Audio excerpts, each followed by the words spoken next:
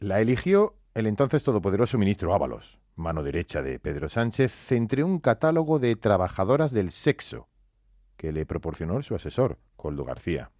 Jessica Rodríguez fue la compañera especial de Ábalos durante algo más de 2 años, y esta semana el magistrado del Tribunal Supremo que investiga la supuesta corrupción de la trama en torno al Partido Socialista le ha interrogado después de que la UCO, la Unidad Central Operativa de la Guardia Civil, le situara como beneficiada de la trama de corrupción mediante 2 vías: el alquiler de un piso ubicado en la Plaza de España en Madrid, del que disfrutó durante aproximadamente 2 años y medio, y su contratación en 2 empresas públicas, para las que había más candidatos aspirantes.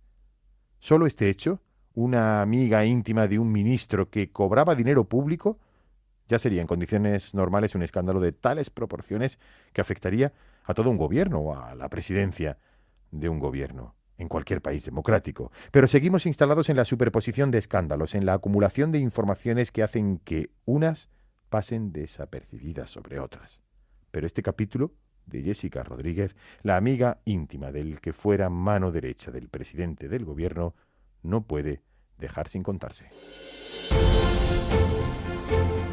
Esto es Atando Cabos, el podcast de política de Onda Cero. El resumen de lo más relevante de la semana y lo que nadie te ha contado. Las negociaciones políticas, las conversaciones fuera de micrófono y las decisiones de Moncloa, de los partidos políticos y de los jueces y tribunales. Atando Cabos, Juan de Dios Colmenero. El primer episodio del que se tiene constancia ocurrió durante un viaje a la Comunidad Valenciana, al que Jessica asistió junto con otras trabajadoras sexuales con motivo del Gran Premio de la Comunidad Valenciana de Motociclismo, celebrado el 6 de noviembre del año 2022. 4 mujeres, entre ellas Jessica Rodríguez, viajaron de Madrid a Valencia para ofrecer sus servicios en una fiesta con varios clientes y una tarifa prefijada, 1.300 euros por mujer. En esta ocasión, Jessica presumió ante sus colegas de haber conseguido a un sugar daddy, un dulce papi, que le había costeado viajes a Nueva York, pagado la universidad y proporcionado un lujoso apartamento en el edificio Torre de Madrid, en la céntrica Plaza de España. Unas afirmaciones que constan negro sobre blanco en diferentes documentos, tanto conversaciones escritas de WhatsApp como testimonios sonoros de algunos de sus compañeros de profesión. En los audios también que publicó el periódico The Objective con otros miembros del sector. En su declaración ante el juez del Supremo, Jessica declaró que fue Koldo García, el asesor y mano derecha de Ábalos, el que me dio para que entrase a vivir en la vivienda situada en esa 11ª planta del edificio Torre de Madrid, en la Plaza de España, y allí permaneció como inquilina entre los meses de marzo del año 2019 y 2022, previo pago de una renta mensual de 2.700 euros, que ella, lógicamente, no pagó. Apartamento de lujo, el cual lo pagó la trama, y en el que la joven vivió durante esa larga temporada. Una vivienda que fue pagada con un total de 32 mensualidades. La vivienda servía como piso franco también, en el que el entonces ministro de Transportes y número 3 del PSOE mantenía encuentros discretos con Jessica durante la pandemia del COVID-19. Durante ese tiempo, Ábalos mantenía una relación extramatrimonial con ella, dado que no se separó de su esposa hasta agosto del año 2021, tras su destitución el 10 de julio de ese mismo año como ministro de Transportes. En su declaración, otro de los asuntos que interesaban al magistrado fue el de la contratación en 2 empresas públicas, Ineco y Trasatec, 2 empresas públicas dependientes, una del Ministerio de Transportes y otra de la SEPI. Koldo, el asesor de Ábalos, admitió en su momento ante el juez que se le contrató primero en una y después en otra, porque pidió un favor a su hermano que tenía relación con ambas compañías. Preguntada por este extremo, durante su declaración la joven aseguraba ante el juez que igualmente que fue Joseba García, el hermano de Koldo, quien le proporcionó la posibilidad de entrar en ambos puestos de trabajo. Fue en ese momento y ante el juez cuando, visiblemente afectada, Jessica reconocía ante el magistrado que sí, que trabajó en esa empresa, en esas dos empresas, pero que nunca trabajó realmente en ninguna de ellas, que nunca hizo ni la más mínima gestión con dichas empresas, pero que cobraba todos los meses.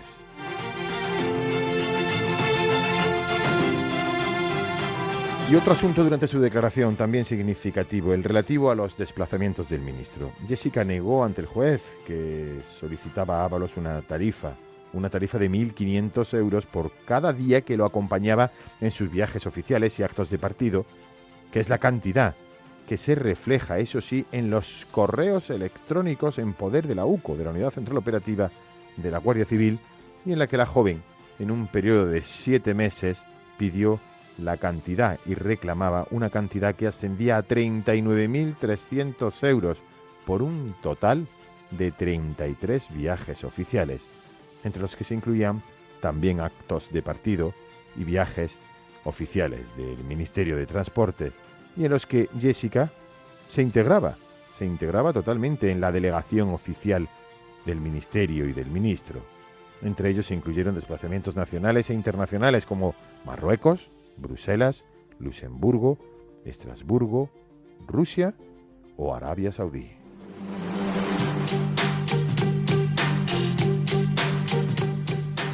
Y esta ha sido la fotografía sonora de la semana política. Veo al señor Feijóo aliado con la extrema derecha siempre que puede. Veo que sus asesores de hoy son los ministros y los ideólogos de la guerra de Irak. Ese no es el camino.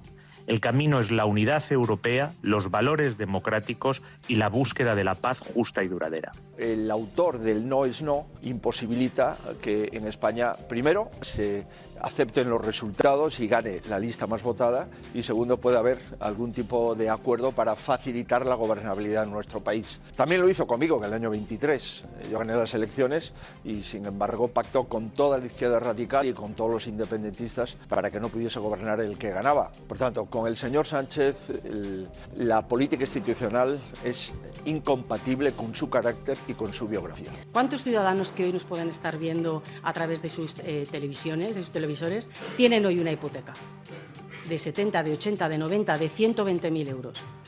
Pues imagínese que a cualquiera de esos ciudadanos se le dice: el gobierno va a asumir una parte de esa deuda, donde tenías 80, te vamos a dejar 60 y, por supuesto, la casa sigue siendo tuya. Y frente a esto el Partido Popular dice que no. La deuda no se condona, la deuda se trasvasa de un lugar a otro lugar. La deuda que tienen ustedes como madrileños, ahora la tendrán ustedes también como españoles. La deuda que un catalán tiene como catalán por la falta de gestión eficiente de la Generalitat, ahora la va a tener como español. Por consiguiente, lo que se hace es comprar el alquiler de la Moncloa con dinero público. Mire, señora vicepresidenta, da igual cuánto chille, sigue siendo mentira. Ustedes cogen la deuda de unos pocos y la tenemos que pagar todos. Eso no es justicia social, es tener mucha jeta fiscal. No, la mentira es una seña de identidad del Partido Popular. Ya 42 atentados del 11M, el Prestige, fallecidos en la residencia de la Comunidad de Madrid, y ustedes niegan y siguen insultando. ¿O dónde estaba el señor Mazón durante el desastre de la Dana, señora Muñoz? El partido mentiroso es el Partido Popular. Pero no porque lo diga la Constitución o la ley. Por sentido común, quien está sentado en la caja no puede estar repartiendo lo que tiene en la caja y ser candidato de tal o de cual. El famoso proceso ahora está más calmado, entre otras cosas porque han perdido los separatistas, han perdido. Pero lo que han perdido allí, lo ganan en Madrid con 7 votos y 6. Luego el procesismo lo tenemos en Madrid. A mí no me parece un cambio conveniente. Quiero vivir con un poco más de garantía. Crea un infierno de impuestos a los españoles para pagar los caprichos de sus socios. La última muestra el regalo fiscal al precio que ha decidido Esquerra Republicana de Cataluña, 17.000 millones. Y su portavoz pregunta si condono o condeno, señor Sánchez. Para la mayoría de España la condena es usted. ¿Usted de verdad ha pensado lo de la condonación de la deuda? ¿Lo ha pensado en serio, señoría? Lo digo porque son 83.000 millones de euros que van a dejar de pagar las comunidades autónomas. Yo lo que le digo, señoría, es que no le vaya a pasar como con las pensiones y la revalorización, que queda atrapado en sus propias contradicciones. Piénseselo mejor, señoría. Hay que respetar un proceso de instrucción que todavía sigue abierto y la posición del Gobierno la conocen porque es clara y manifiesta desde el primer momento y no ha variado. Que el propio fiscal general del Estado, en el momento en el que se procede al registro de su despacho, un registro ordenado por instancias judiciales, se dedique a la destrucción de posibles pruebas, amparándose en no se sabe muy bien qué, yo creo que eso está tipificado y se llama obstrucción a la justicia. El fiscal general del Estado es un servidor público honesto, ejemplar, que contó la verdad y persigue el delito. ¿Hay alguna posibilidad de que si él se sienta en el banquillo el Gobierno finalmente decida? Mi respuesta va a ser la misma. La situación procesal del fiscal general del Estado, la quita de la deuda, que no es quita sino traslado de deuda, las exigencias que continúan y continuarán de Junts y de Puigdemont y de Esquerra Republicana y las novedades que sigue arrojando el caso Ábalos. De todo ello seguiremos hablando en el próximo capítulo de Atando Cabos. Esto es Atando Cabos, el podcast de información y análisis político que te resume y te cuenta lo que hay detrás de las decisiones más importantes, con Juan de Colmenero.